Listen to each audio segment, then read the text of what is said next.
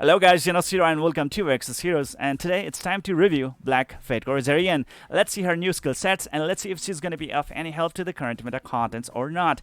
Looking into her artwork, she definitely looks goddamn amazing. I would say definitely she is a wifey material. What do you guys think? Let me know down in the comment section below. Come on man, she looks really cool, doesn't she? Anyways, new Fate Core chance up.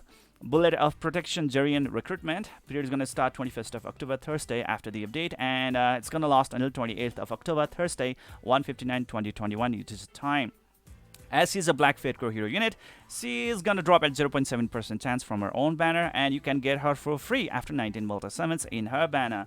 Fate Core ability, guys: attack is gonna be boosted by 86 points, defense by 54 points, health by 292 points, and combat power by 16,200 points. There we go. Skill information. Alright, passive effect known as the Focus Fire 2 afflicts target with Focus Fire mark and decreases dodge block for 1 round on the basic attack, which is quite helpful in the Javanistania battles. Alright. If you can actually decrease the dodge and block stat of a particular enemy, definitely it's going to be easier for you guys to take that particular opponent down, because if they are going to dodge, they will take 0 damage. If they are going to block, they are going to reduce the incoming damage by a significant margin, which is definitely not a good side, right? Gains mana 1 mana when a marked target dies. Okay, extra ways of gaining mana, which is definitely going to be great help for her because she has a burst skill. Shelter Investigation 5. It says increases damage by 200% against monomorphs with machine barrier. Pretty much a trash skill, nothing to really look into it. Triumph right away, guys. It's a buff effect. If a buff is applied on self, grants a buff to all allies that increases attack of the target by 15% and resets on turn upon gaining 5 stacks of the buff 1 time per round, and can be stacked up to 5 times, meaning like, guess what, guys? More the buff effects she has, better she actually starts to get, and can actually even stack up to 5 times, which is even better. 15% of attack boost already is so amazing for all the allies. As long as she has that buff on her, she's gonna be applying that 15% attack boost to all the allies in the team. That is so good. And we also have to consider that she is from Lenum Nation. The nation that is so good at bloodbath. They are really good at dealing crazy damage against the opponents. And right over here we have got Zarienne that can actually improve the attack stat of all the allies. All she needs to have is a buff effect, and that is pretty easy to fulfill, guys. Unless you are actually going to fight against certain opponents that are like Fate Core Genai, Fate Core Baelish, and so on and on, that are pretty much good at removing the mana passively, that can be a little bit of problem. But if that's not going to be the situation, then well, she can actually be a really great help to your team. 15% of attack boost, that is so good, and can be stacked up to 5 times. Come on, that is even better, isn't it? Okay, so there we go, guys. Operation Escort right over here. It says special. Grants damage immunity 1 time to self at the start of battle. Okay, so that can be quite helpful right away, to improve her sustenance, because she is only just going to provide that damage immunity to herself. And if there's any kind of attack that comes to her, she's also going to ignore any kind of status effects that's going to be coming up with that particular skill. So that is pretty good, guys. For 1 time, that's going to be pretty awesome. Alright, because she is a DPS unit, and well, if she's going to be taking any kind of hit, that can be a little bit fatal stuff for her. Anyways, that is it. But there's another thing, guys, because if there is going to be Fate Core Schmidt in the opponent team, my god, you are going to face the penalty right away. That also is another problem out there.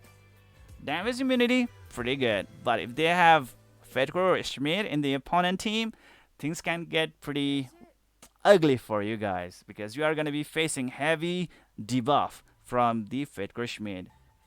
Next is going to be the target concentration out here. Required mana 2 mana. All increases hit of all allies by 12 points for 14 turns.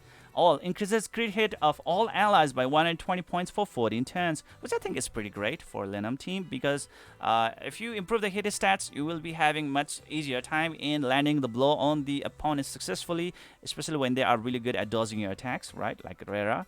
And improving a crit hit is definitely quite essential as well, because like higher the crit hit chance, definitely it's easier to land the critical damage on the opponents, and critical damage can pretty much, like, make your opponents to go to sleep. Okay, it can really kill them right away. So there we go, guys. And there's a gain mana effect as well. Gain mana, 2 mana for self. So it's pretty much a selfish stuff right over here. But anyways, overall, it looks to be a pretty good skill for just 2 mana cost. Okay, which is definitely going to be a really great help in the Lenom team. Next is gonna be the Fatal Bullet. Okay, so right over here, guys.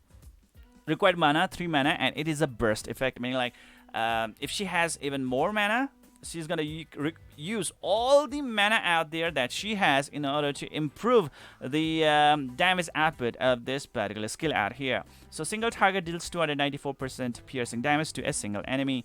Well, piercing damage refers to ignoring 25% of the defense of a particular opponent. So that's what it is so far.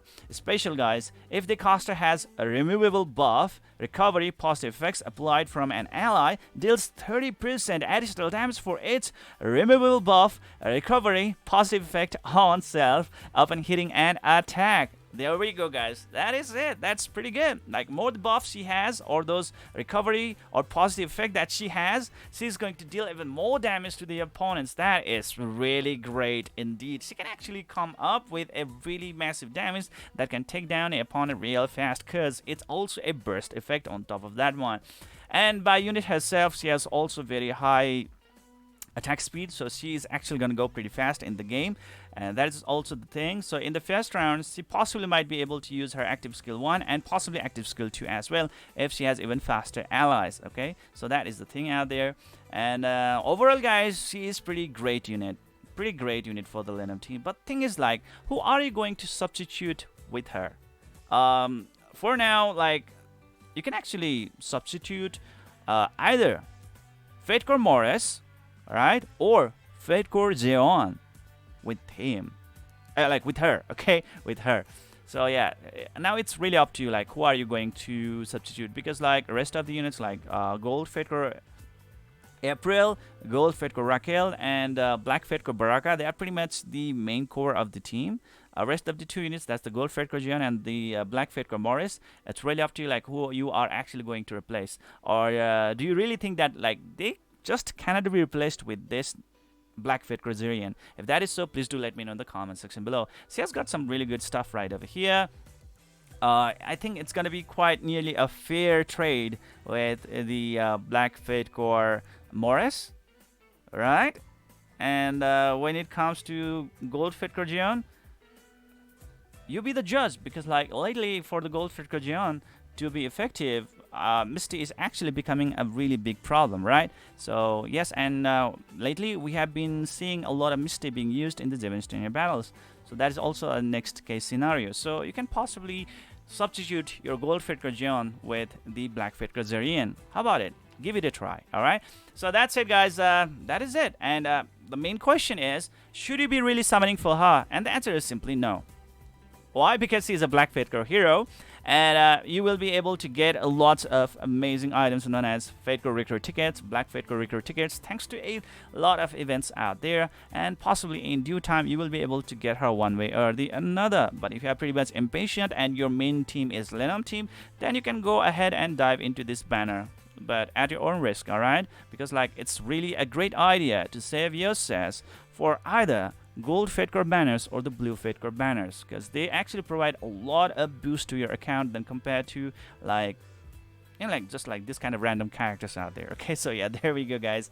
Anyways, let's look into the exclusive weapon chance up right over here, guys. This is the exclusive weapon of the Zarienne, Justice Roulette, and the question is, should you be really summoning for this particular item? And the answer is simply no. It's pretty much a scam.